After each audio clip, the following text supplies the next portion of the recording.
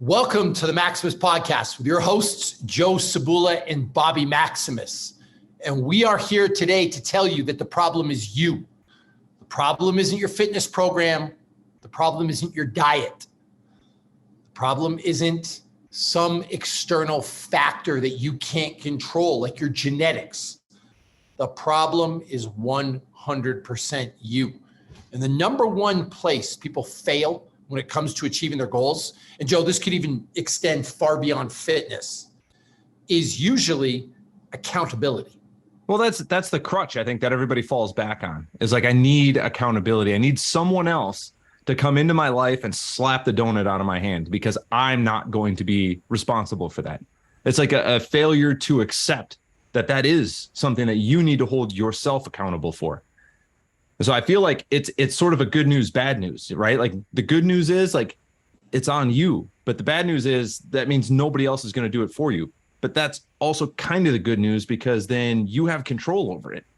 And if you have control over it, then your results are 100% yours to take, to make real. If you're going to rely on somebody else, you're going to get screwed. Yeah, I mean, it is 100% your power. Mm-hmm. You've heard me say this at seminars. The gym is likely the only area of your life that you have 100% control. Yeah. See, you could be a perfect spouse and you could get cheated on. Your wife could die in a car accident. Your husband could die in a car accident. Bad things happen all the time. We don't fully realize that as human beings, but bad things happen to good people every single day. You could run a stellar business and the economy could turn and you could lose everything. You could be a great employee. You could show up early. You could leave late. You could do everything you're supposed to do, hit every target, every goal, and get laid off. Yep. Completely out of your control. Driving. You could be a perfect driver. You could be sitting at a red light and get rear-ended from behind. Yeah. Not your fault, but it can happen. But in the gym, you have complete control. You may never be the best in the world, but I promise you in the gym, you put the effort in, you will get some type of return. Yeah. Conversely, you don't put the effort in, you will get worse or you won't get the return. So it's that one area where we can completely 100% control our outcome, which you said that's the good news. Yeah. The bad news is, how do you find that accountability? Because Joe, I always say to people, if you need somebody to be your hand holder, somebody to be the accountability police, you don't want it that bad. Yeah. Well, and honestly, who else is going to give a crap? Like your boss doesn't care if you're trying to get a six pack. Your boss doesn't care about whether you hit your fitness goals. You know, you're trying to PR your deadlift or your bench press. What does he care? He cares that you show up on time, you do the job, you hit those work goals. Anything else, anything else your boss sees as a distraction. Your friends they already love you for who you are now, right? Like ideally, I'm hoping that's the case. You know, what do they care if you can bench press more? I mean, maybe they're happy you're happy. That's about the end of that motivation. Your kids don't care. Like, I don't think your kids are loving you anymore, whether you're 10 pounds heavier or 10 pounds lighter. Like you're the same person to them. Your wife probably doesn't care. And I'll put this to you. Sure, you want your spouse to be attracted to you. Sure, you want to be attractive for your spouse. You want to be at your best self. Like this. I think there's some stuff that runs deeper than fitness. I wouldn't want to be married to somebody that completely gave up. Right. At the same time, if your wife's willing to leave you over a 5-pound difference, probably not the person you can count on and not a good life partner. Well, and you and I both know people who were really, really fit at one point and then did kind of let themselves go, but are in a relationship and it really didn't change the relationship any. Oh. Even if the couple worked out together a lot. I know a lot of folks like that. You know, and I know a lot of couples that had problems and then one of them started getting really hot because they work out in the gym and they're losing weight and they're looking good and the other one doesn't. And it kind of did drive the couples apart a little bit, but the problem was already there. Yeah. So I don't think the fitness is the thing, you know, and again, who like, I wish honestly, this is maybe like a pitch for a TV show, Bobby, but like, I wish that I could afford to do that accountability thing for someone, just follow them around all day and like, just tell them what to eat and slap the bad food out of their mouth because they would get a result. It would actually be exciting for me to watch somebody get those results because of how easy it would be for me to hold someone else accountable. I can't afford to do that. I got my own problems. I got bills to pay. I got mouths to feed and nobody wants to pay the amount of money that it would cost for me to do that. That's what I was going to say. The problem is that it's not that you can't afford it. It's that other people can't afford it. Yeah. Because if you had to hire somebody at $150, $200, $250 an hour for 24 hours a day, because let's face it, you might spend an hour in the gym, but then the rest of the time you can screw it up. Well, how many calories can you eat in an hour? Right? That's the question. If I turn my back for a second and you just ate like a whole deep dish pizza, like I can't be responsible for that. No. So someone can't pay it. So it goes back to the crux of what we're talking about. You have to want it. I've actually changed my language. I used to call people lazy, but it used to hurt people's feelings and they would shut off and they wouldn't listen to my message. Now I've rephrased it. I don't call anyone lazy. I just say you don't want it bad enough, which is more accurate because a lot of times there's people I've had in my gym that maybe they're lazy in the gym, but when it comes to something they love, their work, golf, landscaping, reading, whatever you want to call it, they're some of the hardest working people I've ever met. Yeah. You know, we joke, we're kind of nerds. We have game night. There are some people in the nerd community that are not the pillars of fitness that we look to, that are frankly quite unhealthy. They drink soda, they eat chips, they live on the couch, whatever. The amount of work some of these people put into their Magic the Gathering decks, their Warhammer games, even just painting figurines, the amount of work these people put in, they're clearly not lazy, right? Like they've got the ability, Joe, to work really, really hard. You have Dungeons and Dragons nights. You can put a lot of effort into that. Yeah. You're not lazy. No. You have the ability to work hard in something you're passionate about or something that you love. So I don't call people lazy. You just don't want it bad enough. Like that's something else is higher on the priority scale, right? Like if let's say the weekend comes by and you decide to have a donut, like you made a decision at that moment, whether you realize it or not, whatever your fitness goals are, you chose the donut. You know what I mean? When you decided to have a cheat meal or to say, you know what, I'm going to relax the rules tonight. I'm going to have a drink, maybe have some snacks with my friends. You chose that over staying on the nutrition plan because that's the cost. That's what you have to do to get where you said you want to go. And so if you really want to get there, you have to put all that other stuff aside and you have to stay consistently on that path. Those little choices along the way, those are the things that are derailing you.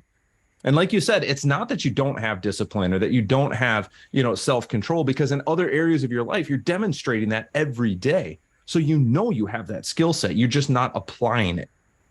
Yeah. Or again, you don't value it. You don't want it. Yeah. Right. Like I always give the example and it sounds harsh. If you had to do something every single hour to keep JoJo alive, to keep Max alive, your kids, no matter how inconvenient it was, I promise you would figure out a way to get that done. Yeah. There's actually, Joe, a documentary, I can't remember the name of it, something called like Life on the Clock or Living by the Clock or something like that. And these parents had this kid that had this disease. And it has something to do with how food's metabolized. Okay. And if you don't feed the kid every 3 hours, they die. So they had to live life by the clock. Can you imagine setting alarms every 3 hours? Like you cannot forget snacks when you go to the pool. Yeah. You cannot, like you're literally on alert, but they figured out how to do it because they love their kid. Easy, right? Like when you want something bad enough. I'll tell you another story. There was a client I had back in the day, couldn't lose weight, couldn't stop eating nuts, couldn't stop shoving their face full of cashews, macadamia nuts, walnuts, peanuts. Like, Bobby, I can't stop. I'm addicted, blah, blah, blah, blah, blah. We tried for about a year, and it turns out I ended up firing the person as a client, Joe, because they weren't getting a result. I didn't want to take their money anymore. And frankly, I didn't want my name attached to their image, right? I was known for getting results. I couldn't let them hold me down. Okay, you're done here. There's no more work that we can do. Yeah. So a couple of years later, I see the person. They've lost 50 pounds, look better than they ever had. And to be honest with you, at first I was a little bit jealous, a little bit. Like, who helped you? I couldn't do this. What's wrong with me? Yeah, Am I a bad trainer? Like, was I wrong? I couldn't motivate you enough, whatever it was. Turns out they had a kid, and the kid was deathly allergic to peanuts. Problem solved. Quit eating nuts. Mm-hmm. I'm like, was it hard? Nope. But you were addicted before and you couldn't stop. So if your kid's life's on the line, or there's a real medical emergency, it's easy. If there's no real consequence, it's super hard. And that, to me, Joe, comes down to value. And in today's world, let's face it, if you gain or lose 10 pounds, I don't think you're going to make more money. No. It's not like your life gets remarkably more difficult. Like, you'll hear people say, oh, fitness is my life. My life's on the line. It's really not. No. Marriage isn't on the line. Your job isn't on the line. I can provide you with all kinds of actuarial tables that prove that you'll be more productive at work and all those things. But make this very real though. Like, anybody you know who's been through like a major transformation, they will tell you that that process is very, very difficult. Any actor you talk to that had to get fit for a role will tell you it's really hard. Like, it's not super fun to get really, really lean. Like, it's a lot of work. It's really, really hard. And in the end, it actually like costs them quality of life to do that. They might get that role, they might get that paycheck, but the actual act of doing it is not pleasurable. So if you don't have $1 million paycheck on the end of that road, it is really hard when the going gets tough to stay in that spot, to keep on that path. And I want to say this, the process is hard. What you just talked about, an actor getting fit. Mm-hmm. But I think the motivation is easy. Yeah.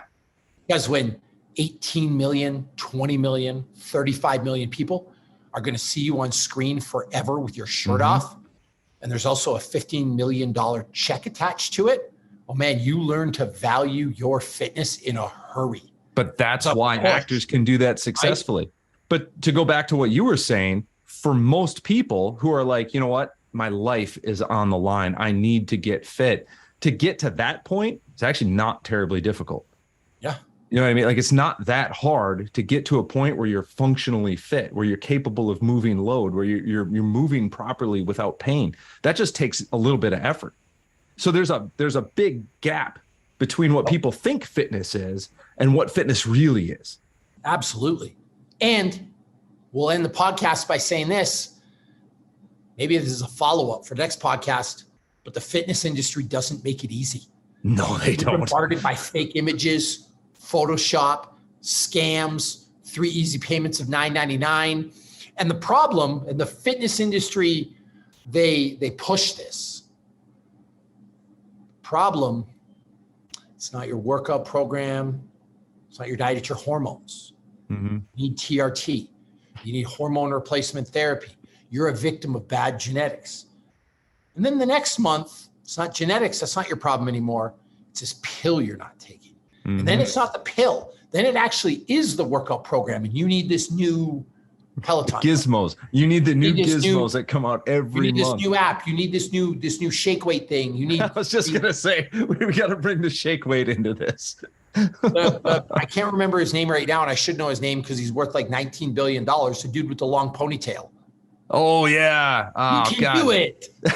I know who you're talking about. Yeah. You know what I'm talking about? Tony Little. Yep. Tony Little, there you go. With the gazelle He sold thing, a lot right? of gazelles and a lot of abdominizers. Like, just saying that's the thing you need. And so the fitness industry isn't helping you either, because they're not going to tell you the problem is you. Well, remember, they're not motivated for you to get results. No, because if you get results, then you're done. It's like you're fit. You're no longer viable income for us. You know, I mean, I watch sports talk radio all day. Mm-hmm. And 5 times, maybe 10 times, maybe 15 times a day, I see that commercial with Frank Thomas and Doug Flutie. Testosterone, testogen, get this now. It happens to all of us. And by the way, she'll love it too. Mm-hmm. You know the ones I'm talking about? And that's your problem as a 40-year-old. It's not that you're not sleeping enough. It's not that you don't work hard in the gym. It's not your shitty diet. It's not the drinking. It's the fact that you have low testosterone and you need this pill. And this is the one thing that's going to help you. And by the way, she'll love it too. Like, really? Well, but think about this. How wonderful would it be, Bobby, if I was able to come up to you and I know you well, and I can look at your life and I can see all the places that you have struggled and all the things that you're trying to do that you're not able to do. And I can look you right in the eyes and say, guess what, buddy? The problem isn't you. And we can fix the problem just with this. We make this one change, and then you can stay exactly who you are and do things exactly the way you are, and everything will be better. That sounds so good. How much money would you pay for something like that? A lot. A lot. But the reality is, it is you. You are the problem. And that's like the whole point of this podcast. You are the only thing that matters in this equation. Nobody else's opinion matters. It is you. And that sucks, because then you got to kind of like eat that shit sandwich and understand that. But it's also really good news, because you're the only one who has the capacity to do this. That's it. So that's what you got to do, Joe. Go change you. So that leads us to the finish of the podcast and our two asks. One, share this. We didn't give you ads. We didn't inundate you with garbage. We didn't hit you with those fitness scams. By the way, we have a great fitness app that I'm not allowed to talk about, because then I am advertising, but we didn't even talk about that. Well, not really. I just did, but you know, you're going to share this podcast to other people. And then two, you're going to go work on you. That's it. That's our two asks. Hopefully you guys enjoyed this episode of the Maximus podcast. Stay tuned for more.